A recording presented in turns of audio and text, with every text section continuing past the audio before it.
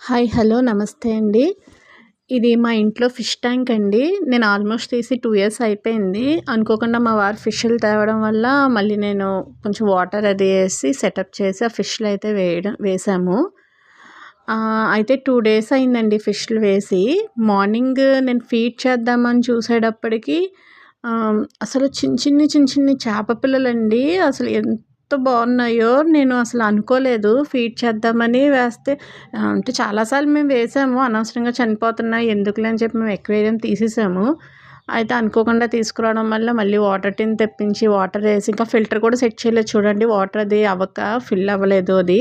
అయితే మార్నింగ్ లేసి ఫీడ్ చేద్దామని చూసేటప్పటికండి చిన్ని చిన్ని చేప పిల్లలండి. అసలు ఎన్ని చేప పిల్లలు ఉన్నాయోనండి.